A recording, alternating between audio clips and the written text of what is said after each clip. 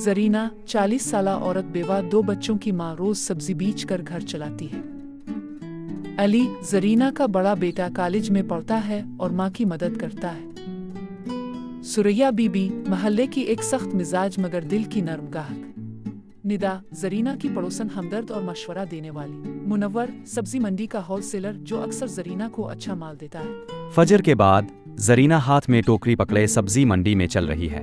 فضا میں سبزیوں کی خوشبو اور بولی کی آوازیں۔ منور آلو 50 کا، ٹماٹر 60 کا، بی بی جی جلدی آ جاؤ، مال تازہ ہے۔ زرینہ منور بھائی آلو ذرا چھوٹے کم دینا اور دیکھنا کہ ٹماٹر زیادہ نرم نہ ہو۔ زرینہ آلو ٹماٹر پالک بینگن خریدتی ہے اور رکشے میں لاد دیتی ہے۔ زرینہ اپنے گھر کے باہر ریڑھی لگاتی ہے، علی سبزیاں ترتیب سے رکھتا ہے۔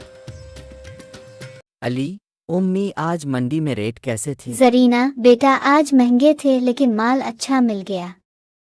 علی آپ فکر نہ کرے میں آواز لگاؤں گا۔ علی اونچی آواز میں آلو گول مٹول، ٹماٹر لال لال، آ جاؤ سب تازہ سبزیاں۔ سریا بی بی آتی ہیں، چہرے پر سخت تاثرات۔ آج بھی ریٹ زیادہ لگائے ہیں، سامنے والے دکاندار سے سستے نہیں۔ زرینہ سریا باجی میں پانی ڈال کر وزن نہیں بڑھاتی، میرا مال سیدھا منڈی سے تازہ آتا ہے۔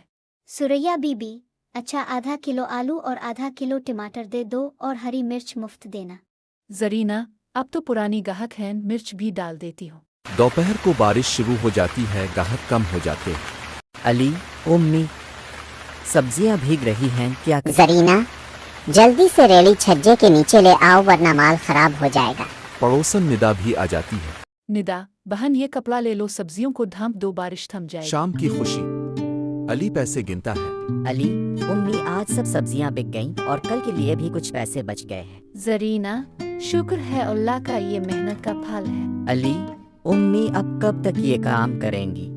زرینہ مسکرا کر، جب تک تم پڑھ لکھ کر بڑے آدمی نہیں بن جاتے تاکہ تمہیں یہ سب نہ کرنا پڑے۔ سبق: محنت عزت ہے اور ایمانداری سے کیا گیا چھوٹا سا کام بھی بڑی عزت دلاتا ہے۔